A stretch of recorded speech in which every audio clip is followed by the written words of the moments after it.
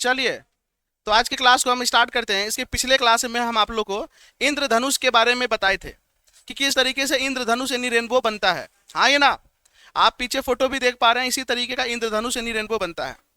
पिछले क्लास में हम आपको बताए थे कि जब कोई भी प्रकाश की किरण किसी प्रिज्म से होकर के जाती है तो वो प्रिज्म उसको 7 अलग अलग रंगों में बांट देती है। 7 अलग अलग रंगों में बांट देती है। तो प्रिज्म का 7 अलग अलग रंगों में बांटने की इस घटना को वर्ण विक्षेपण बोलते हैं। क्या बोलते हैं? वर्ण विक्षेपण। और जो बैगनी रंग होता है उस बैगनी रंग का वर्ण विक्षेपण सबसे ज्यादा होता है और लाल रंग का वर्ण विक्षेपण सबसे कम होता है। अर्थात हम ये कह सकते हैं लाल रंग जो है बहुत कम विचलित होती है, अर्थात विचलन कोण जो लाल रंग का होगा वो बहुत कम होगा और बैगनी रंग का विचलन कोण सबसे ज्यादा होगा। जब ये प्रिज्म 7 अलग अलग रंगों में बांटता है तो ये जो 7 रंग है उसको याद रखने का तरीका है भीप गियोर या बेजानी हपी नाला। हाँ ये ना, ये तरीका है याद रखने का जो कि हम पिछले क्लास में हम आपको बताए हुए थे। इंद्रधनुष में क्या होता है कि जो वर्षा का बूंद है वो वर्षा का बूंद भी प्रिज्म की भांति कार्य करता है और जिसके परिणाम स्वरूप हमको इंद्रधनुष दिखाई देता है। यहां तक कोई दिक्कत नहीं हुआ था। उसी प्रकार हीरा जो है वो हीरा भी प्रिज्म की भांति कई बार कार्य करता है, जिस कारण से हीरा में भी जब प्रकाश प्रवेश करता है और जब वो निकलने वाला रहता है तो वो 7 अलग अलग रंगों में टूट जाता है, जिस कारण से हीरे में भी हमको रेनबो अर्थात ये 7 रंग का पट्टी दिखाई देता है, जिसको हम वर्णपट बोलते हैं, स्पेक्ट्रम बोलते हैं। हाँ ही ना। चलिए, ये जो 7 रंग होता है ये 7 रंग किसी प्रिज्म में किसी हीरे में नहीं होता है, बल्कि वो 7 रंग जो है वो मिल करके एक रंग बनता है जिसको हम लोग श्वेत रंग बोलते हैं, व्हाइट लाइट बोलते हैं। वो व्हाइट लाइट में वो 7 रंग है और प्रिज्म और हीरा और यहाँ पे जो रेनबो होता है उसमें क्या होता है, इसी 7 रंग को तोड़ने का कार्य होता है। बात समझ में आ रहा है क्या? तो ये जो है क्लास आपका मानव नेत्र का चौथा क्लास है, 4th क्लास है। हाँ ये ना। तो अब हम लोग इस क्लास को आगे बढ़ाते हैं। ये छोटा सा चैप्टर एक इंपॉर्टेंट चैप्टर है। देखिए, आज का जो हम लोग का टॉपिक रहेगा वो रहेगा वायुमंडलीय अपवर्तन। इसके पिछले क्लास में अर्थात जब हम आपको चैप्टर 2 पढ़ा रहे थे प्रकाश का अपवर्तन, तो वहां पे अपवर्तन के बारे में हम आप लोगों को बताए थे। अपवर्तन क्या है? जब कोई प्रकाश की किरण किसी एक माध्यम से दूसरे माध्यम में प्रवेश करती है तो वो अपने पथ से मुड़ जाती है, अपने पथ से विचलित हो जाती है। प्रकाश का अपने पथ से मुड़ने की इस घटना को हम प्रकाश का अपवर्तन बोलते हैं। ये होता कब है? जब माध्यम बदलता है। जब एक माध्यम से दूसरे माध्यम में प्रकाश जाता है तब ये होता है, लेकिन जब माध्यम बदलेगा नहीं तो प्रकाश भी आप मुड़ेगा नहीं। तो यहां पर वायुमंडलीय अपवर्तन जो होता है, यानी वायुमंडल में भी अपवर्तन घटना देखने को मिलता है। ये कैसे होता है? तो हम लोग का जो वायुमंडल है वो अलग अलग परतों से मिल करके बना हुआ है। हम लोग के वायुमंडल का जो नीचे वाला भाग होता है, ये सबसे नीचे वाला भाग, ये यहाँ पे डेंसिटी बहुत ज्यादा होता है। नीचे वाले भाग पे डेंसिटी क्या होता है? बहुत ज्यादा, यानी वायु यहाँ बहुत घना रहता है। क्यों घना रहता है? क्योंकि अभी आप बताइए, आप कुछ जलाए उसका गैस यहीं गया, वाहन के द्वारा जो प्रदूषण होता है वो भी यहीं पे रहता है, धीरे धीरे उड़ के जाता है। हाँ ये ना, कोई भी इंडस्ट्री है उसका भी प्रदूषण ऊपर की ओर जा रहा है। तो इस जगह पे जो है ना वायु, और इतना आदमी सांस ले रहा है, कार्बन डाइऑक्साइड, ऑक्सीजन, नाइट्रोजन, कई सारा गैस है हम लोग के वायुमंडल में। तो ये सब का सब यहीं पर रहता है। इसीलिए जो हम लोग का सबसे नीचे वाला भाग होता है वहां पे वायु का डेंसिटी सबसे ज्यादा होता है, यानी यहाँ वायु घना होता है। इसके हल्का सा ऊपर हम जाएंगे, यानी 25 किलोमीटर से ऊपर, यानी 50 किलोमीटर के आसपास अगर हम ऊपर जाएंगे तो यहां पर इससे कम घना यहां रहेगा, अर्थात यहां डेंसिटी ज्यादा रहेगा। यहां पर डेंसिटी जो है ये बहुत ज्यादा रहेगा। इससे कम कहां रहेगा? यहां रहेगा। उससे कम कहां रहेगा? यहां पर रहेगा। ऊपर जाते जाएंगे डेंसिटी कम होता जाएगा, वायु का डेंसिटी क्या होता जाएगा? कम होता जाएगा। मेरा बात समझ पा रहे हैं आप? तो अब आप देखिए, यहां पर वायुमंडल ही है पूरा, लेकिन इस वायुमंडल में भी अलग अलग माध्यम बन गया। ऊपर वाला माध्यम विरल, नीचे वाला माध्यम सघन। फिर देखिए, जब हम इन दोनों में कंपेयर करेंगे तो ऊपर वाला माध्यम विरल, नीचे वाला माध्यम सघन, जिस कारण से अगर उस डायरेक्शन से अगर कोई भी लाइट आ रहा है वो सीधा लाइट नहीं आ पाएगा, वो हल्का सा बैंड होते हुए आएगा। क्या हो जाएगा? लाइट हल्का सा क्या हो जाएगा? बैंड, मुड़ जाएगा, क्योंकि यहाँ पर प्रकाश का अपवर्तन का घटना देखने को मिलेगा, क्योंकि यह माध्यम का जो घनत्व है वो बदल रहा है, सघन विरल हो रहा है। और जब भी माध्यम सघन विरल होगा या विरल सघन होगा उस कंडीशन में प्रकाश मुड़ेगा। Yes you know. तो वायुमंडलीय अपवर्तन क्या है, तो एक बार देखिए। तो पृथ्वी के वायुमंडल में वायु का जो घनत्व होता है, हम लोग का जो पृथ्वी है उसका जो वायुमंडल है, उसमें जो वायु का घनत्व होता है वो तापमान तथा दाब अलग अलग स्थितियों पर निर्भर होता है। इसीलिए प्रकाश जब वायुमंडल से होकर गुजरता है तो उसका मार्ग बार बार थोड़ा थोड़ा मुड़ता है। जब प्रकाश हम लोग के वायुमंडल से होते हुए आता है तो अलग अलग घनत्व होने के कारण वो हल्का हल्का मुड़ता जाता है, लाइट हल्का हल्का बैंड हो जाता है। प्रकाश के इस अपवर्तन को वायुमंडलीय अपवर्तन बोलते हैं, एटमॉस्फेरिक रिफ्रैक्शन कहते हैं। आप यहां पर देखिए, ये जो लाइट है, ये जो प्रकाश है जो कि तारा स्टार से होकर के आ रहा है, इस लाइट को इस आंख में सीधा आ जाना चाहिए था। कैसे आ जाना चाहिए था?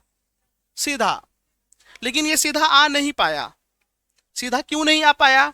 क्योंकि अगर यहां से लेकर के यहां तक यानी तारा से होते हुए आंख के बीच में अगर माध्यम सब समान रहता, एक जैसा माध्यम होता, तो ये लाइट सीधा आ जाता। लेकिन चूंकि यहां पर हम लोग का वायुमंडल है और इस वायुमंडल में अलग अलग माध्यम है, माध्यम का मतलब अलग अलग घनत्व वाला माध्यम है, जिस कारण से ये हल्का सा देखो बैंड होते हुए आया। किस तरीके से आया? ये लाइट हल्का सा क्या हो गया? बैंड हो गया, मुड़ गया इस तरीके से। आप देख पा रहे हैं ना, इस तरीके से ये लाइट मुड़ गया। यही घटना जो है ये वायुमंडलीय अपवर्तन है, क्योंकि ये घटना वायुमंडल में हो रही है। बात समझ में आ रहा है क्या? हाँ ये ना, और ये कंटिन्यू होता रहता है, जिसका नतीजा ये है, पहला, जो स्टार जिस जगह पे दिखना चाहिए उससे हटकर दिखेगा, यानी कि ये जो स्टार है, ये जो तारा है, इसका हमको वास्तविक स्थिति नहीं दिखेगा, हमको आभासी स्थिति दिखेगा। दूसरा, ये वायुमंडलीय अपवर्तन बार बार होता रहेगा। क्या होता रहेगा? बार बार होते रहता, कंटिन्यू। हवा चल रहा है और ये डेंसिटी बार बार बदल रहा है, क्योंकि नीचे से गैस ऊपर की ओर जा रहा है, ये बदल रहा है, जिस कारण से ये जो तारा है आपको ब्लिंक होता हुआ प्रतीत होगा। ऐसा लगेगा कि तारा टिमटिमा रहा है। क्या हो रहा है? टिमटिमा रहा है, लेकिन एक्चुअल में तारा टिमटिमाता नहीं है। तो ये जो तारे का टिमटिमाना है, ये जो घटना देखने को मिला, ये इसका कारण क्या है? वायुमंडलीय अपवर्तन। क्योंकि वायुमंडल में अपवर्तन का घटना देखने को मिला, इसीलिए आपको जो तारा है वो टिमटिमाता हुआ नजर आएगा। कैसा नजर आएगा? टिमटिमाता हुआ। अब समझ में आ रहा है तारा टिमटिमाता क्यों है? अगर आपसे पूछे तारा क्यों टिमटिमाते हैं तो बोलिएगा वायुमंडलीय अपवर्तन के कारण। किसके कारण? वायुमंडलीय अपवर्तन के कारण। तारा का जो मेन पोजीशन है वहां से हट के दूसरे जगह पे आपको तारा दिखाई देगा। कारण क्या है? वायुमंडलीय अपवर्तन के कारण, वायुमंडलीय अपवर्तन के कारण। बात समझ में आ रहा है क्या? चलिए देखिए कैसे आपको दिखेगा ये चीज।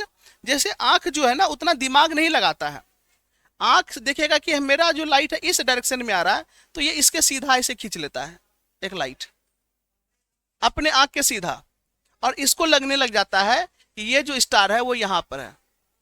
एक्चुअल इसका पोजीशन यहां पर है, लेकिन लगेगा उसको यहां पर, लगेगा, रहेगा नहीं, लगेगा। जैसे कई बार आप देखते हैं ना, जब पानी के अंदर रसगुल्ला रहता है तो लगता है रसगुल्ला बड़ा है साइज में, पानी के अंदर अगर नींबू रहेगा और कांच के बर्तन में डाल दिया लगेगा नींबू बड़ा है, और निकालते हैं छोटा नींबू, रसगुल्ला लगेगा बड़ा है, निकालेगा हो जाएगा छोटा।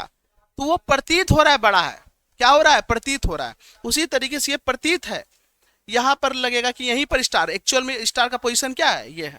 हाँ ना, ऐसा प्रतीत होगा हम लोग को। कोई दिक्कत है क्या? नहीं ना। चलिए अच्छी बात है। और भी कई सारा घटना हम लोग को देखने को मिलता है। जैसे कई बार आप ऐसा देखिएगा ना, सूर्योदय नहीं हुआ रहेगा, अर्थात सूर्य बढ़िया से, सूर्य भगवान जो है ना, जो सूरज है वो अच्छे से ऊपर नहीं निकला है, लेकिन फिर भी आपको सूर्य दिखने लगेगा। फिर भी सूर्य आपको क्या हो जाएगा? दिखने लगेगा। सूर्य अभी अंदर ही है, लेकिन फिर भी आपको सूर्य दिखने लग गया। इसको हम लोग कहते हैं अग्रिम सूर्योदय। कौन सा सूर्योदय? अग्रिम। अग्रिम का मतलब हुआ अभी सूर्योदय हुआ नहीं है लेकिन फिर भी दिख रहा है, उसको कहते हैं अग्रिम सूर्योदय। और एक होता है आपका विलंबित। विलंबित का मतलब हो गया कि सूर्य अंदर चला गया है लेकिन फिर भी आपको सूर्य हल्का हल्का दिख ही रहा है, उसका लालिमा हल्का हल्का है, ये है शाम के समय और सुबह के समय में। तो अग्रिम सूर्योदय आपको सुबह के समय दिखेगा और विलंबित सूर्यास्त आपको शाम के समय दिखेगा। बात इसके बारे में अभी हम एक्सप्लेन करेंगे, अच्छे से पढ़ेंगे इसके बारे में। तो ये दोनों जो घटना घटा, अग्रिम सूर्योदय और विलंबित सूर्योदय, कारण क्या है? वायुमंडलीय अपवर्तन। क्योंकि सूर्य हमसे कई किलोमीटर दूर, कई लाखों किलोमीटर दूर है, और जब वहां से लाइट आएगा तो उस कंडीशन में वायुमंडल से होते हुए आएगा, और जब हम लोग के वायुमंडल से होते हुए आएगा तो वहां पर क्या होगा, उस प्रकाश का अपवर्तन होगा, जिसके कारण उसका वास्तविक स्थिति जो है उस वास्तविक स्थिति पे नहीं दिख करके हमको आभासी स्थिति में दिखेगा। बात समझ में आ रहा है क्या? ये चीज समझ गए? जिस जगह पे दिखना चाहिए वहां नहीं दिख करके हमको अलग जगह पे दिखेगा। लगेगा कि नहीं भोर हो गया है, एक्चुअल में नहीं हुआ है। रहेगा हल्का हल्का लाइट जो नहीं आता सुबह के समय वो रहेगा, शाम के समय भी वही होता है। इसी को कहते हैं अग्रिम सूर्योदय और विलंबित सूर्योदय। इसका लगभग 2 मिनट का अंतर होता है। तो देखिए वायुमंडलीय अपवर्तन के कारण सूर्य वास्तविक रूप से क्षितिज के नीचे होने पर भी दिखाई देने लगता है। क्षितिज का मतलब आंख जो है, आंख का जो सीधा रेखा है उसके नीचे आंख के सीधा में रहेगा तो दिखेगा, लेकिन उस क्षितिज के नीचे फिर भी दिख रहा है वायुमंडलीय अपवर्तन के कारण। ठीक है, इसलिए सूर्योदय वास्तविक समय में लगभग 2 मिनट पहले और सूर्यास्त समय 2 मिनट के बाद दिखाई देता है। यानी कि अभी 2 मिनट के बाद सूर्योदय होगा, लेकिन अभी से दिखना शुरू हो गया, और 2 मिनट पहले ही सूर्यास्त हो चुका है, लेकिन फिर भी आपको दिख रहा है सूर्य। तो इसी को कहते हैं अग्रिम सूर्योदय और विलंबित सूर्यास्त। समझ में आ रहा है हल्का हल्का? ये जो घटना घटा, इसके पीछे का कारण कौन है? वायुमंडलीय अपवर्तन। तो कहेंगे अग्रिम सूर्योदय और विलंबित सूर्यास्त किस घटना पे आधारित है? तो बोलिएगा वायुमंडलीय अपवर्तन। वायुमंडलीय अपवर्तन, तारों का टिमटिमाना किस घटना पे आधारित है? वायुमंडलीय अपवर्तन पर। क्या बोल रहा है? तारों का वास्तविक स्थिति से कुछ ऊंचाई पर दिखाई देना। कारण तारा जो है वो यहां पर है और प्रतीत आपको यहां पर, हम क्या बोले, आंख से सीधा मिला लेते हैं हम लोग आदमी। देखो एक्चुअल में घूम घूम के ऐसे करके आ रहा है, लेकिन आदमी क्या करता है, सीधा आंख से मिला लेता है, लगेगा क्या यहाँ पर, लेकिन एक्चुअल में यहाँ पर है। हाँ ये ना, यानी तारे का जो मेन स्थिति है उस मेन स्थिति पे नहीं दिख करके आभासी स्थिति पे दिखना, ये भी कारण क्या है? प्रकाश का वायुमंडलीय अपवर्तन। वायुमंडलीय, तो अब ये समझ में आ रहा है वायुमंडलीय अपवर्तन। वायुमंडलीय अपवर्तन होने का कारण क्या है कि वायुमंडल जो है हम लोग का एक समान रूप से समरूप नहीं है, एक जैसा नहीं है। कहीं विरल माध्यम है, कहीं सघन है, कहीं विरल है, कहीं सघन है। कारण क्या है? टेम्परेचर अलग अलग है, डेंसिटी अलग अलग है, जिस कारण से माध्यम जो है ना अलग अलग भागों में बट गया है। यहां तक कोई दिक्कत है क्या? पक्का ना? चलिए अच्छी बात है, ये चीज समझ में आ गया। अब इस सब घटना के बारे में हम लोग एक एक करके जानते हैं। सबसे पहला है तारों का टिमटिमाना। तारों का टिमटिमाना, इसको हम लोग बोलते हैं ट्विंकलिंग ऑफ स्टार्स। ये तारे क्यों टिमटिमाते हैं? तो अब तो ये पता चल गया, तारे टिमटिमाते हैं प्रकाश के वायुमंडलीय अपवर्तन के कारण। वायुमंडलीय अपवर्तन के कारण। तो यहां पर ये तारा है और यहां पर आप है। अगर आप देखिएगा तो यहां से जो प्रकाश आएगा ना, ये प्रकाश अलग अलग माध्यम, आप देख पा रहे हैं ये माध्यम अलग अलग, हाँ ही ना, ये देख रहे हैं इस तरीके से, ये अलग अलग माध्यम है और ये माध्यम चेंज होते रहता है, जिस कारण से ये जो प्रकाश हम लोग के नेत्र तक आ रहा है वो एक समान रूप से नहीं आ पाता है, कंसिस्टेंट नहीं आ पा रहा है। जैसे एक एग्जांपल लेते हैं, हम एक बॉल को जला दिए हैं और आप बॉल को लगातार देख रहे हैं, लाइट बल्ब को हम जला दिए हैं और आप लाइट बल्ब को लगातार देख रहे हैं, तो आपको लगेगा एकदम बल्ब लगातार जल रहा है। लेकिन हम उसी बल्ब को हम क्या करेंगे, ऐसे ऐसे करेंगे तो आपको भुकुर भुकुर नहीं लगेगा, एक बार लाइट जाएगा एक बार नहीं जाएगा, एक बार जाएगा। उसी तरीके से ये जो माध्यम है ये बदलता रह रहा है लगातार। तो माध्यम के लगातार बदलने के कारण, चले जाओ, माध्यम के लगातार बदलने के कारण तारा जो हम लोग को कैसा दिखाई देता है, टिमटिमाता हुआ। कैसा दिखाई देता है? टिमटिमाता हुआ। यहां देखो क्या लिखा हुआ है, तारों का टिमटिमाना वायुमंडल में वायु की अस्थिर अवस्था के कारण होता है। अस्थिर अवस्था का मतलब क्या हो गया? वायु कंटिन्यू चल रहा है, घनत्व बार बार चेंज हो रहा है, माध्यम बार बार चेंज हो रहा है, यानी कि हम लोग का जो वायुमंडल है वो स्थिर नहीं है। हाँ ये ना, वो स्थिर है। वायु का घनत्व, तापमान और अपवर्तनांक अलग अलग स्थानों पर निर्भर होता है। यानी यहाँ पर वायु का घनत्व अलग है, वायु का तापमान अलग है, ऊपर में अलग होगा। हाँ ये ना, यानी अलग अलग जगह पे अलग अलग होगा। इस कारण तारों से आने वाला प्रकाश बार बार अपवर्तित होता है। जो तारों से जो प्रकाश आ रहा है वो बार बार क्या हो रहा है? अपवर्तित हो रहा है। हाँ ये ना, और उसकी दिशा तथा तीव्रता लगातार बदलती रहती है। इसी कारण तारे हमें टिमटिमाते हुए नजर आते हैं। कैसे नजर आते हैं? टिमटिमाते हुए। लेकिन अब देखिए तारा जो है टिमटिमाता हुआ नजर आता है, लेकिन कभी भी सूर्य, शुक्र, पृथ्वी, चंद्रमा टिमटिमाता हुआ नजर नहीं आता है। कारण क्या है? क्योंकि उसका प्रकाश अपेक्षाकृत स्थिर होता है। और पहला तो वो है ना, सामने तारा हमसे कई किलोमीटर दूर है, कई लाख किलोमीटर दूर है, अर्थात चंद्रमा फिर भी पास है और सब ग्रह पास है, लेकिन तारा सब जो है ना वो क्या है, बहुत दूर दूर है और बहुत दूर से लाइट को आना पड़ता है। हाँ ये ना, जिस कारण से उसका इंटेंसिटी कम होने लगता है और प्रकाश का वायुमंडल में बहुत बार बार अपवर्तन होता है, जिस कारण से वो हमको टिमटिमाता हुआ नजर आता है। लेकिन ग्रह जो होता है, ये उपग्रह है, वो हमारे बहुत पास है। हाँ ये ना, और हालांकि इसमें कोई अपना प्रकाश नहीं होता है, ग्रह उपग्रह सब में अपना प्रकाश नहीं होता है, बस वो प्रकाश को परावर्तित करता है। क्या करता है? परावर्तित करता है।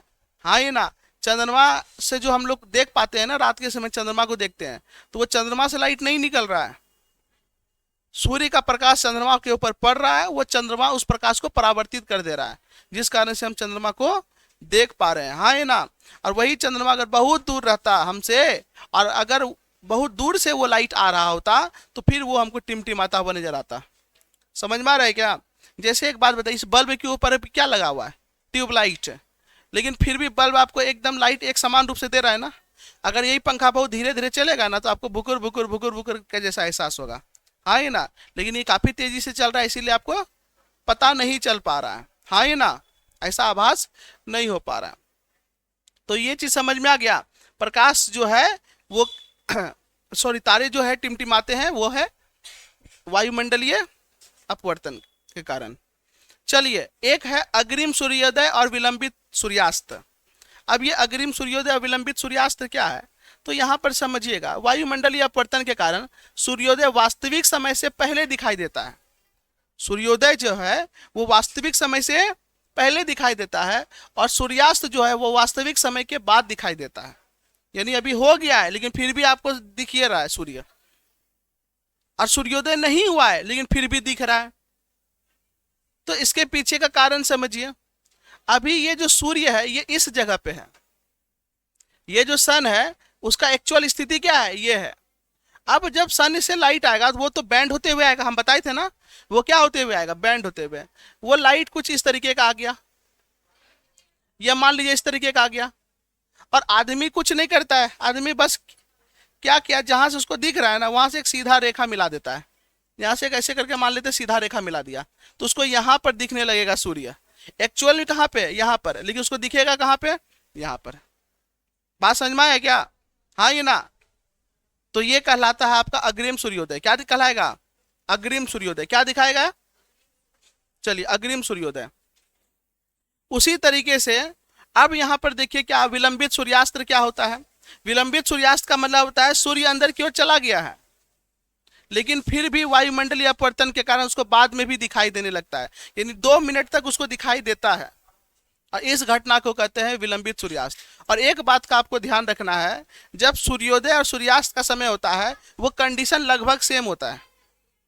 पृथ्वी क्या है, गोल है, ये पृथ्वी है पूरा का पूरा क्या है, इस तरीके से, ये गोल है इस तरीके से। हाँ ये ना, पृथ्वी क्या है, गोल है। अगर यहाँ पे सूर्य रहेगा और आप यहाँ पे खड़े हैं तो ये कहलाता है आपका क्षैतिज। ये क्या कहलाता है आपका, क्षैतिज। तो सूर्योदय और सूर्यास्त के समय में सूर्य जो है वो हमसे बहुत दूरी पे होता है, इस बात का हमेशा ध्यान रखिएगा। सूर्योदय और सूर्यास्त के समय सूर्य हमसे बहुत दूरी पे होता है, लेकिन जैसे जैसे समय होता है सूर्य हमारे सर पे आने लगता है। 12-1 बजे के समय पे एकदम पूरा खड़े धूप पड़ता है, उस कंडीशन में पृथ्वी और सूर्य के बीच का दूरी क्या हो जाता है, घट जाता है, जिस कारण से सूर्य से जो प्रकाश का किरण आ रहा है उसका इंटेंसिटी ज्यादा हो जाता है। जैसे समझिएगा, हम एक बल्ब को यहां लगा देंगे और वहां बैठ के पढ़ रहे हैं तो लाइट का इंटेंसिटी कम ना होगा, और इसी बल्ब को हम ले जाके आप ही के पास रख देंगे तो लाइट का इंटेंसिटी क्या होगा, ज्यादा। यानी कि अगर दूरी बढ़ा देते हैं तो लाइट का इंटेंसिटी घट जाता है, और अगर उस लाइट के साथ साथ हीट भी आ रहा है तो हीट भी कम आएगा। अगर ढेर दूर में कोई चीज आग लगा है तो दूर से गर्मी कम ना आएगा, और अगर वहीं पास में चल जाइएगा तो गर्मी ज्यादा आएगा और प्रकाश भी ज्यादा आएगा। समझ में आ रहा है क्या? तो सुबह और शाम के समय सूर्य हमसे सबसे ज्यादा दूरी पे होता है, इसीलिए सूर्य का प्रकाश पहुंचता है लेकिन उतना भयानक नहीं, और सूर्य का हीट भी पहुंच नहीं पाता है, इसीलिए उस समय तापमान क्या रहता है, ठंडा रहता है। लेकिन जैसे ही दोपहर का समय होता है, सूर्य हमसे निकट आता है, तो सूर्य का इंटेंसिटी, प्रकाश का इंटेंसिटी बढ़ जाता है और हीट भी ज्यादा आने लग जाता है। बात समझ में आ रहा है क्या? तो इस बात का ध्यान रखिएगा। तो सूर्योदय और सूर्यास्त के समय जो सूर्य होता है वो हमारे क्षैतिज पर होता है। कहाँ पे होता है? उस कंडीशन में हम खड़े खड़े देख लेते हैं सूर्य को, नहीं देख लेते हैं। अब तो वैसा फील्ड उल्ड नहीं रहा जो कि नहीं दिखता, बड़ा बड़ा मकान बन गया तो नहीं पता चलता है। छत पे चढ़िएगा तनिको तो दिखेगा, हाँ ही ना, ऊंचा छत पे होता है कि नहीं होता है। तो उस समय सूर्य हमारे क्षैतिज पे होता है और आप उसी समय सूर्य को देख भी पाते हैं। अदरवाइज दोपहर में देख पाइएगा, आंख चौंधिया जाएगा। आपको बताए थे ना, बहुत ज्यादा लाइट जाएगा तो आइरिस क्या करेगा, अपने आप को छोटा करेगा। चलिए, तो ये विलंबित सूर्योदय, विलंबित सूर्यास्त, सॉरी, अग्रिम सूर्योदय और विलंबित सूर्यास्त, ये याद रखना है आप लोग को। अगला आप लोग को टॉपिक पढ़ना है प्रकाश का परिकिरणन। प्रकाश का परिकिरणन, इसको हम लोग बोलते हैं स्कैटरिंग ऑफ लाइट। प्रकाश का परिकिरणन, स्कैटरिंग ऑफ लाइट, ये क्या है समझिएगा, ध्यान से सुनिएगा। हम लोग के वायुमंडल में बहुत सारा क्या है, गैस है, बहुत सारा क्या है, गैस है, धूल कण है, बहुत सारा। तो जब सूर्य का प्रकाश, ध्यान से सुनिएगा, ये मान लेते हैं ये कोई कण है जो हम लोग के वायुमंडल में है। कहां पर है? हम लोग के वायुमंडल में है। थोड़ा सा इसको डार्क कर देते हैं, आप लोग को अच्छे से दिखेगा। ये हम लोग का कण है जो कि वायुमंडल में है और ये सूर्य है, सन। जब इससे प्रकाश आएगा और इस कण पर पड़ेगा तो सबसे पहले ये कण क्या करेगा, उस प्रकाश को अवशोषित कर लेगा। उस प्रकाश को क्या करेगा, अवशोषित कर लेगा। अब बताओ, इस कण के पास अपना कैपेसिटी होगा ना, आपके पास भी कैपेसिटी है। कोई 2 रोटी खाता है, कोई 3 रोटी, कोई 4 रोटी, कोई 1 रोटी, कोई आधा रोटी, तो ये आपका कैपेसिटी है। उसी तरीके से ये कण का भी अपना कैपेसिटी होगा। तो ये कण से जो प्रकाश आया, ये कण उसको अवशोषित कर रहा है, उस ऊर्जा को अवशोषित कर रहा है। लेकिन जितना उसका कैपेसिटी था उतना अवशोषित अगर वो कर लिया तो उसके बाद वो अवशोषित कर पाएगा, नहीं कर पाएगा। तो क्या, जब वो अवशोषित नहीं कर पाएगा तो क्या बोलेगा, ये सूर्य भगवान चल जाइए, ये डीम हो जाइए, बंद कर दीजिए, तो कुछ नहीं कर पाएगा। लेकिन फिर भी सूर्य का प्रकाश उसके ऊपर पड़े जा रहा, पड़े जा रहा, पड़े जा रहा है, हाँ ये ना। तो ये क्या करेगा, जितना इसको ऊर्जा चाहिए उतना ले लेगा और ले लेने के बाद जो ऊर्जा इसके काम का नहीं है अब, तो ये क्या करेगा, फिर इसी ऊर्जा को चारों दिशाओं में फैलाना शुरू कर देगा। ये इसी ऊर्जा को क्या करेगा, चारों दिशाओं में फैलाना शुरू कर देगा। इस तरीके से ये चारों दिशाओं में क्या करेगा, फैलाने लगेगा। मेरा बात समझ में आ रहा है क्या? पहले ये क्या किया, सूर्य से जो प्रकाश आया उसको अवशोषित किया। अवशोषित कर लेने के बाद फिर भी प्रकाश आए जा रहा, आए जा रहा, आए जा रहा, ऊर्जा आए जा रहा है। तो ये क्या करेगा, उस प्रकाश को लेकर के चारों दिशाओं में फैला देगा। इस घटना को प्रकाश का परिकिरणन बोलते हैं। क्या बोलते हैं, परिकिरणन बोलते हैं। समझ में आ रहा है क्या? इस घटना को प्रकाश का परिकिरणन बोलते हैं। तो यहां पर देखिए क्या है परिभाषा, जब प्रकाश किसी माध्यम जैसे वायु, धूल, धुआं या जल में उपस्थित सूक्ष्म कणों से टकराकर, सूक्ष्म कणों से टकराता है तो वो विभिन्न दिशाओं में फैल जाता है। तो जैसे वहां पे टकराया छोटा कण से, वो अलग अलग दिशाओं में क्या हुआ, फैल गया, फैल जाता है। तो इस घटना को प्रकाश का परिकिरणन या स्कैटरिंग ऑफ लाइट बोलते हैं। इस घटना को क्या बोलते हैं, प्रकाश का परिकिरणन या स्कैटरिंग ऑफ लाइट बोलते हैं। कोई दिक्कत है क्या? याद रखना ये। तो जब प्रकाश की किरण किसी धूल से या कण से टकराती है तो वो धूल कण उस प्रकाश को चारों दिशाओं में या अलग अलग दिशाओं में फैला देती है। इस घटना को प्रकाश का परिकिरणन कहते हैं। अब ये प्रकाश के परिकिरणन के कारण ही हम लोग को जो आकाश का जो रंग है वो नीला दिखाई देता है। कैसा दिखाई देता है? तो आकाश का रंग नीला दिखाई देने का कारण क्या है, प्रकाश का परिकिरणन। प्रकाश के परिकिरणन के कारण ही सूर्योदय और सूर्यास्त के समय, यानी सुबह और शाम के समय, सूर्य जो है लाल दिखाई देता है। आपके मन में एक सवाल चलता होगा कि सुबह और शाम के समय में सूर्य लाल क्यों दिखाई देता है कि नहीं है? तो सुबह और समय के समय में लाल, सुबह और शाम के समय में सूर्य लाल इसलिए दिखाई देता है, वहां पे कारण है प्रकाश का परिकिरणन। अभी इसके बारे में हम एक्सप्लेन करेंगे, है कि नहीं है? धूल और कोहरे में वाहन की हेडलाइट दिखाई देना, जब धूल उल आएगा ना तो लाइट जो है ना आता हुआ दिखाई देगा, हेडलाइट इस तरीके से दिखेगा। यस यू नो, ये भी घटना किसका है, प्रकाश का परिकिरणन। परिकिरणन एकदम अच्छे से समझिएगा, एक्चुअल में परिकिरणन है क्या, वायुमंडलीय अपवर्तन है क्या, बात समझ में आया क्या? ये सब चीज आप एकदम अच्छे से ध्यान से पढ़िएगा, नहीं तो फिर दिक्कत होने लगेगा। चलिए आइए अब हम लोग अच्छे से एक्सप्लेन करते हैं वन बाय वन करके। ये बहुत इंपॉर्टेंट और फेमस क्वेश्चन भी है कि आकाश का रंग नीला क्यों होता है, ये क्यों दिखाई देता है, आसमान का रंग नीला क्यों दिखाई देता है, ये बहुत इंपॉर्टेंट क्वेश्चन है। तो समझिएगा, मेरा बात को ध्यान से सुनिएगा। हम आपको इसको समझाने के पहले एक बात बताते हैं। मेरे पास कई सारा रंग है, 7 रंग है, जिसका हम आपको बताए थे भीप गयोर,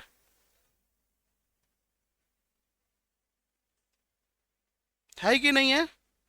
ये 7 रंग है, इसी को हम लोग बोलते हैं बे जा नी ह पी ना ला। का मतलब हो गया बैगनी, जामुनी, नीला, हरा, पीला, नारंगी, लाल। इसी को हम लोग कहते हैं violet, indigo, blue, green, yellow, orange, red. ठीक है, अब आप देखिए ये जो ऊपर में है ये क्या है, बैगनी है। बैगनी रंग का जो विचलन कोण होता है, विचलन कोण वो क्या होता है, बहुत ज्यादा होता है। विचलन कोण क्या होता है, ज्यादा। जिसका विचलन कोण ज्यादा होगा, जो ढेर भटकेगा ना, वो ढेर दूर तक नहीं जा पाएगा, इस बात का ध्यान रखिएगा। जो ढेर भटकता है वो ढेर दूर तक नहीं जा पाता है। तो ये जो विचलन कोण इसका ज्यादा होगा, यानी इसका तरंग दैर्घ्य, तरंग दैर्घ्य का मतलब समझिएगा ज्यादा दूर तक जाना, यानी इसका तरंग दैर्घ्य क्या होगा, जब विचलन कोण इसका ज्यादा है तो तरंग दैर्घ्य क्या होगा, कम, यानी ढेर दूर तक। जो झेट छटर पटर करता है, इधर उधर ढेर दिमाग लगाता है, वो ढेर दूर तक नहीं जा पाता है। इसलिए याद रखिए, जब विचलन कोण ज्यादा होगा तो तरंग दैर्घ्य क्या होगा, कम। लेकिन लाल रंग का विचलन कोण क्या होता है, लाल रंग का विचलन कोण क्या होता है, कम होता है। क्या होता है, इसलिए इसका तरंग दैर्घ्य क्या होगा, फिर यानी ढेर दूर तक जा पाएगा। तो सबसे ज्यादा दूरी तय कौन कर सकता है, लाल रंग। लाल रंग के बाद वो कौन है जो कि ज्यादा दूरी तय कर सकता है, लाल रंग के बाद यानी सेकेंड नंबर पे, ऑरेंज के बाद थर्ड, येलो के बाद, ग्रीन के बाद, ब्लू के बाद इंडिगो, इंडिगो के बाद वायलेट। समझ में आ रहा है ना? हाँ ही ना, ये याद रखिएगा, भीप गयोर। क्या याद रखना है, भीप गयोर। ठीक है, अब देखो जब ये ढेर भटकेगा ना, ध्यान से सुनिएगा, ये ढेर भटकेगा, इधर उधर पसर जाएगा ढेर। आए ना, इधर चल गया कोई, इधर चल गया कोई, इधर चल गया। जैसे यहाँ पर देखिए लाइट आया, ये एक दिशा में आ रहा था, कोई दिक्कत नहीं था, लेकिन देखो यहाँ पे भटक गया, कोई इधर चल गया, कोई उधर चल गया, कोई इधर चल गया, यानी ये भटक गया।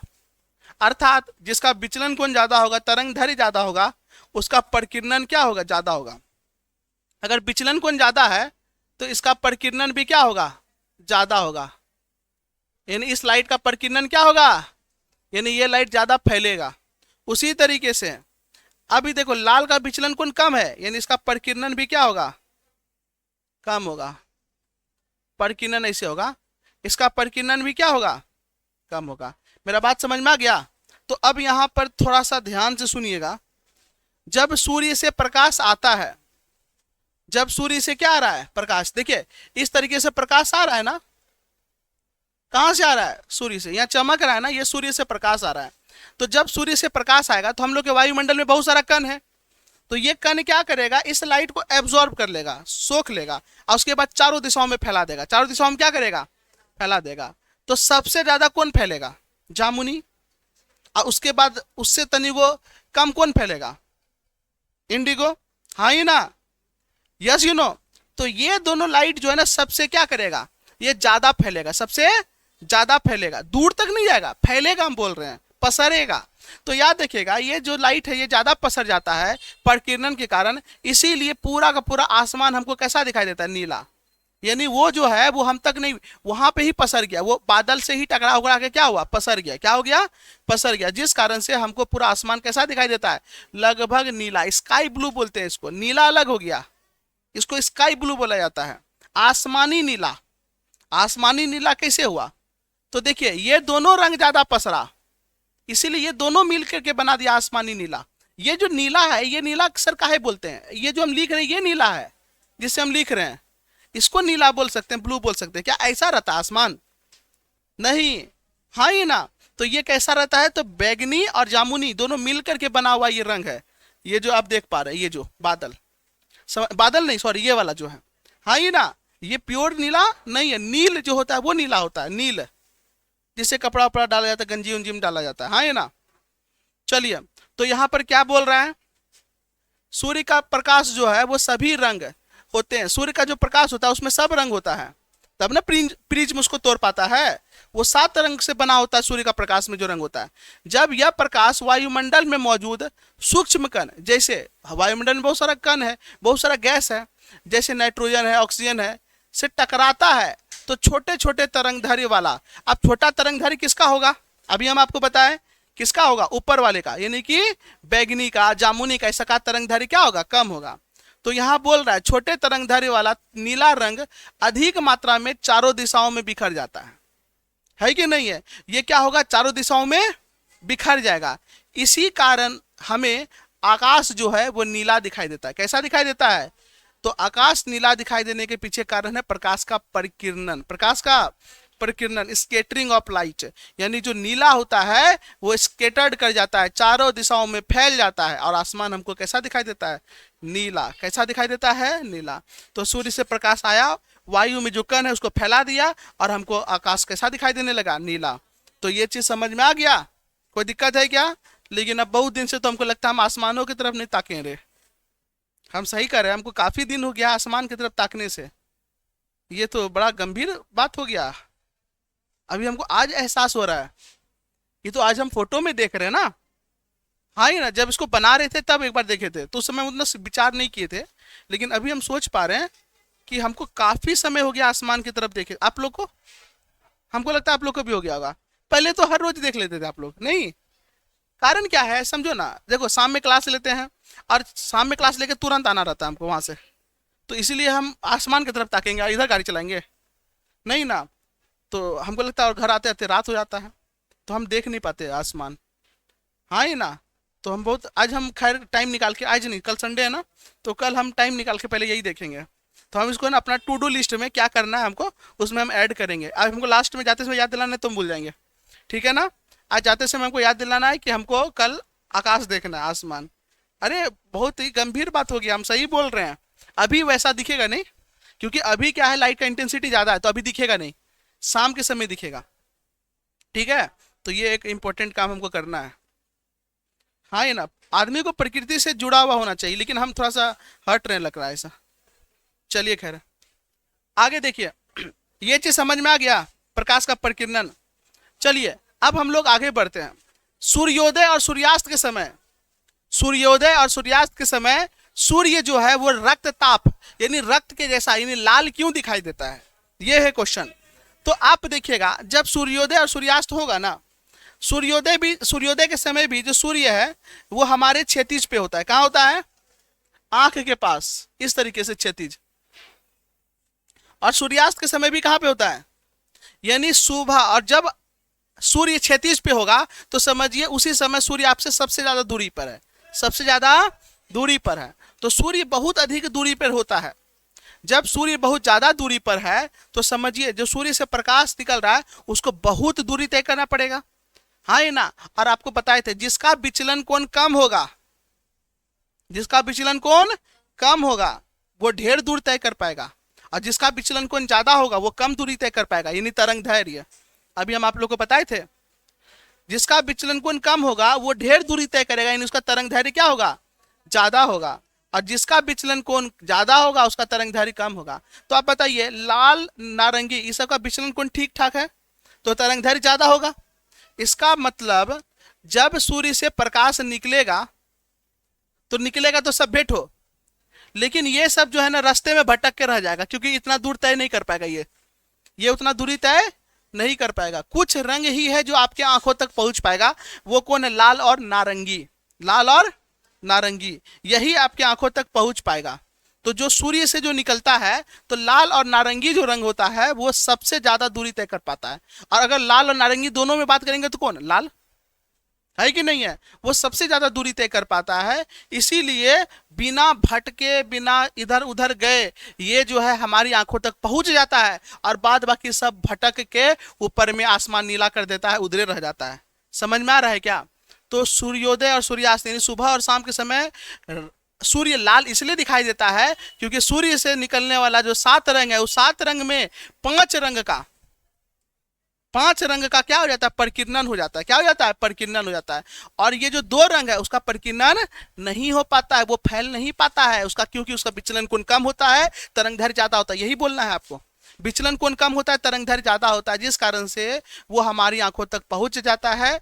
और सुबह और शाम के समय हमको जो सूर्य है वो लाल दिखाई देता है, लालिमा दिखाई देता है, रक्त ताप रक्त के समान दिखाई देता है, सूर्योदय और सूर्यास्त। क्योंकि उस समय जो सूर्य है वो हमारे आंख यानी हमारे क्षैतिज पर होता है। कहाँ होता है? हमको सर उठा के नहीं देखना होता, उस समय ऐसे ही देख लेते हैं। अगर आप फील्ड उल्ड में हैं तो आप ऐसे ही देख लेंगे। Yes you no? हाँ ये ना? क्या हुआ तुम करे बोंगवा नियर कर रहा है? हाँ चलिए बात समझ में आ गया क्या? तो एक बार यहाँ देख लेते हैं। तो सूर्योदय और सूर्यास्त के समय सूर्य क्षैतिज के पास होता है। उस समय सूर्य का प्रकाश वायुमंडल में लंबा रास्ता तय करता है। इस लंबे रास्ते में नीला और बैंगनी प्रकाश छोटे कणों द्वारा अधिक प्रकीर्णित हो जाता है। नीला और बैंगनी जो होगा वो अधिक प्रकीर्णित हो जाएगा, ठीक है, उधर रह जाएगा। और लाल और नारंगी रंग का जो प्रकाश है वो कम प्रकीर्णित होता है, यानी फैलता नहीं है, जो हमारी आंखों तक पहुंचता है, हमारी आंखों तक पहुंचता है। इसी कारण हमें सूर्योदय और सूर्यास्त के समय, ये भाई कहाँ चला गया?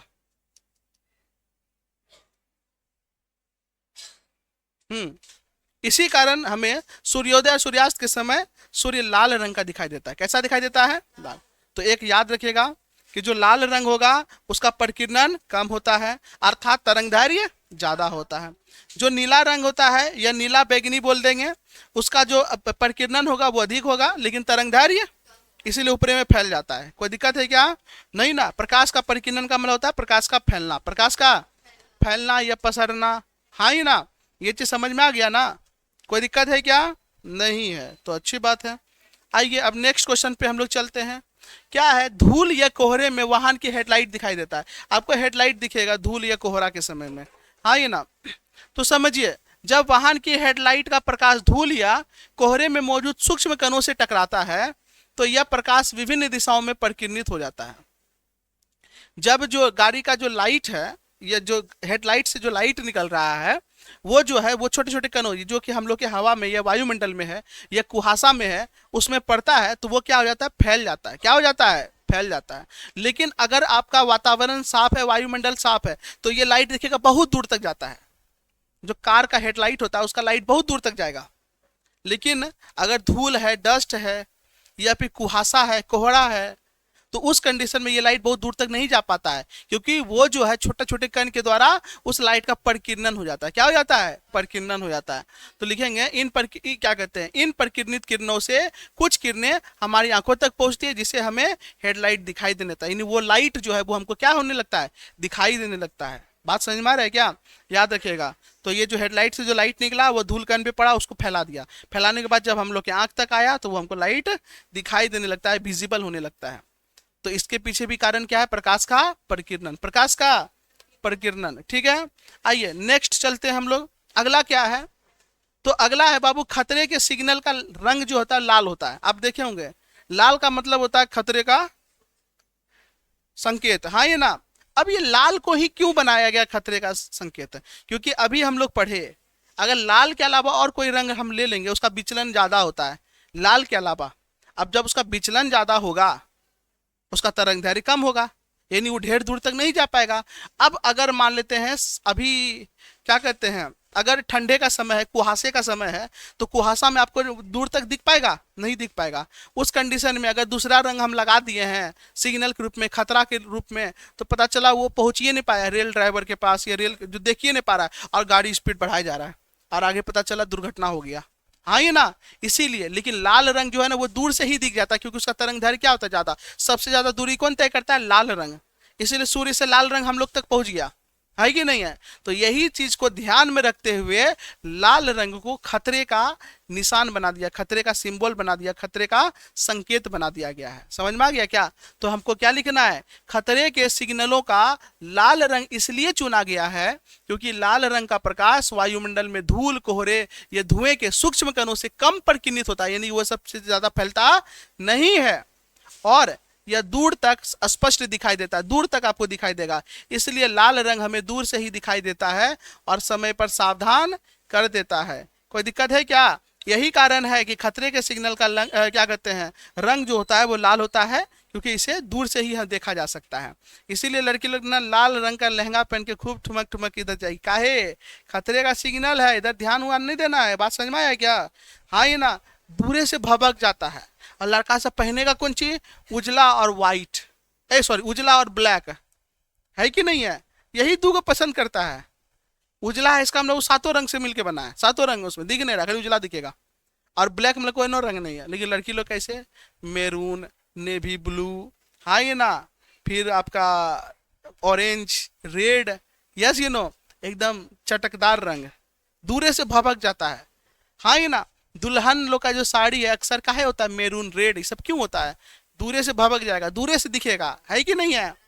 दुल्हन सब नहीं होता है। और दुल्हा सब का क्या रहेगा? ये कुर्ता रहेगा, ये तो कोट पहनेगा। कैसा? ये तो उजला, ये तो काला, ये ब्लू, ज्यादा से ज्यादा, हाँ ये ना। लेकिन दुल्हन सब का देख लो, दूरे से पता चल जाता है कि नहीं है? लिपस्टिक किस रंग का? रेड, रोज रंग का, मैरून, दूर से पता चल जाता है कि नहीं है? भभकता है एकदम, यस यू नो। अरे ये सब पहनने से ही नहीं होता है, 100 गो में एक गो दिखने लग जाता है, काहे? लाल रंग सब क्या होता है? सबसे ज्यादा हाईलाइट होता है कि नहीं है? इसीलिए खुश हो गया इस सब बात पे। अब पढ़ाते हैं जब तो समय तो बोंगो नहीं रहता, गधा के ये सब बात करे इसको खूब मन लगता है, नहीं रे? गधा के खुश होता है। तो ये चीज समझ में आया कि खतरे का जो रंग होता है वो लाल क्यों होता है? आप एक्सप्लेन कर पाएंगे ना? एकदम लिख करके आना है ये सब क्वेश्चन। अगला देखिए, यहां पर ध्यान दीजिएगा, समुद्र का जो पानी होता है वो नीला क्यों दिखाई देता है? समुद्र का पानी, अरे जिस तरीके से आकाश नीला दिखाई देता है उसी तरीके से समुद्र का पानी। दिमाग लगाओ, जब प्रकाश समुद्र के अंदर प्रवेश करता है, किसके अंदर? समुद्र के अंदर। लाइट जाएगा ना पानी के अंदर, तो जा पाता है, जाएगा तो पानी का जो छोटा छोटा कण है उस कण में जो नीला रंग होता है वो परिकीर्णित हो जाता है, फैल जाता है। क्या हो जाता है? फैल जाता है। और बाद बाकी रंग फैल नहीं पाता है। यही कारण है पूरा समुद्र कैसा दिखाई देने लगता है? नीला। कैसा दिखाई देने लगता है? नीला दिखाई देने लगता है। याद रखिएगा। तो लिखेंगे सूर्य के सफेद प्रकाश में 7 रंग होता है। जब यह प्रकाश समुद्र के पानी में प्रवेश करता है तो छोटे छोटे तरंगदैर्घ्य वाले नीले रोशनी सूक्ष्म कणों द्वारा अधिक परिकीर्णित होते हैं।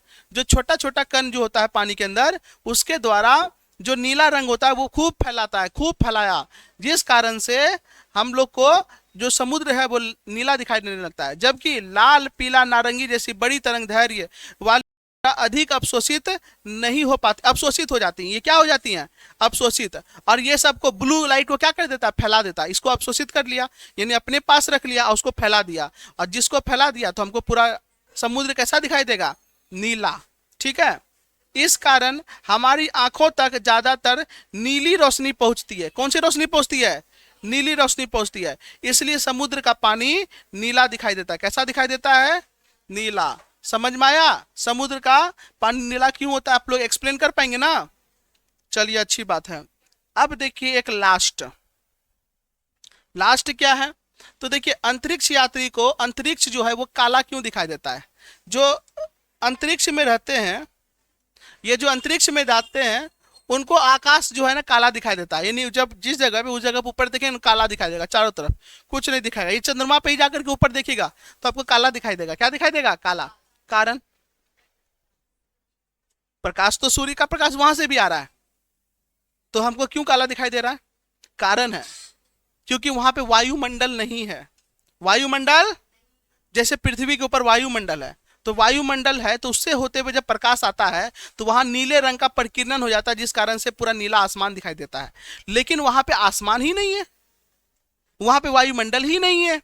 और जब वायुमंडल ही नहीं है तो वहां प्रकाश का परिकीर्णन, और जब प्रकाश का परिकीर्णन नहीं होगा, लाइट आया और गया, लाइट आया और गया, रुक भी नहीं किया, वो स्टेशन नहीं है वो, तो वो आदमी चढ़ पाएगा?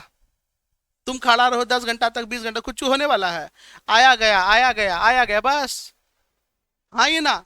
तो जब वहां स्टेशने नहीं है, वहां ट्रेन रुकबे नहीं करेगा, वहां भीड़ लगेगा? वहां आदमी उतरेगा तब ना भीड़ लगेगा, आदमी वहां चढ़ेगा तब ना भीड़ लगेगा। वही चीज है, वहां वायुमंडल ही नहीं है, वायुमंडल ही नहीं तो प्रकाश का ना तो परिकिरण होगा ना कुछ होगा, कोई रंग वहां पे नहीं फैलेगा, सीधा चल जाएगा। हाँ ये ना, इसलिए वहां पे हमको कुछ दिखाई नहीं देगा। समझ में आया? तो यहाँ पर क्या लिखेंगे? अंतरिक्ष में जो वायु होता है, अंतरिक्ष में वायु या कोई माध्यम नहीं होता है, या जब माध्यम नहीं होता है तो प्रकाश का परिकिरण नहीं होगा, प्रकाश का परिकिरण नहीं होगा। तो पृथ्वी पर सूर्य का प्रकाश वायुमंडल के अणुओं द्वारा परिकिर्णित होकर चारों दिशाओं में फैल जाती है। पृथ्वी में इसलिए होता है क्योंकि यहाँ वायुमंडल है। क्या है? वायुमंडल। लेकिन अंतरिक्ष में वायुमंडल नहीं है। लेकिन अंतरिक्ष में ना तो वायुमंडल होता है और ना ही धूल या गैस के कण, इसलिए वहां प्रकाश का परिकिरण नहीं होता है। परिणाम स्वरूप वहां से देखने पर आकाश कैसा दिखाई देता है? काला। कैसा दिखाई देता है? क्योंकि बताए ना, जहां कोई रंग नहीं वहां क्या है? काला। और जहां सब रंग है वहां उजला। जहां सब रंग है वहां क्या है? और जहां कोई रंग नहीं है वहां काला। समझ में आया? कोई दिक्कत? चलिए, अच्छी बात है। ये आप लोग का आज आपका पूरा का पूरा चैप्टर कंप्लीट हो गया। हाँ ये ना, अध्याय आपका क्या हो गया? समाप्त हो गया है। जिसमें हम लोग इस पूरे चैप्टर में क्या क्या पढ़े? सबसे पहले मानव नेत्र के बारे में पढ़े, मानव नेत्र के संरचनाओं के बारे में पढ़े, उसके कार्य विधि के बारे में पढ़े, उसमें होने वाले दोष के बारे में पढ़े, फिर प्रकाश का क्या कहते हैं, वायुमंडलीय अपवर्तन के बारे में पढ़े, वायुमंडल में परिकिरण पढ़े, परिकिरण से होने वाली घटनाओं के बारे में हम लोग पढ़े, प्रिज्म के बारे में पढ़े। यस यू नो, इंद्रधनुष किस तरीके से बनता है, खतरे का सिग्नल लाल क्यों होता है, अग्रिम सूर्योदय क्या होता है, विलंबित सूर्यास्त क्या होता है, हाँ ही ना, अंतरिक्ष हमें काला क्यों दिखाई देता है, समुद्र जो है वो नीला क्यों दिखाई देता है, आसमान नीला क्यों दिखाई देता है, ये सभी चीज़ों के बारे में हम लोग पढ़े। तो यहाँ पर आप लोग को इस पूरा चैप्टर समझ में आ गया? कोई दिक्कत है क्या? अब आप लोग से हम यही उम्मीद करेंगे कम से कम इस चैप्टर से जब क्वेश्चन आए तो आपका छूटना नहीं चाहिए। ठीक है? अब हम लोग नेक्स्ट क्लास में इस चैप्टर का ऑब्जेक्टिव कर लेंगे, वैसा ऑब्जेक्टिव जो कि प्रीवियस ईयर आ चुका है, जो आपके एग्जाम में पूछा गया हो, वो ऑब्जेक्टिव हम लोग एक बार कर लेंगे। तो थोड़ा सा आपके अंदर क्या आ जाएगा? कॉन्फिडेंस आ जाएगा। क्या आ जाएगा? कॉन्फिडेंस। तो आज हम इस चैप्टर को यहीं पे समाप्त करते हैं, तो फिर मिलेंगे नेक्स्ट चैप्टर में, नेक्स्ट क्लास में, जिसमें आपका ऑब्जेक्टिव क्वेश्चन कराएंगे। कोई दिक्कत? चलिए, धन्यवाद।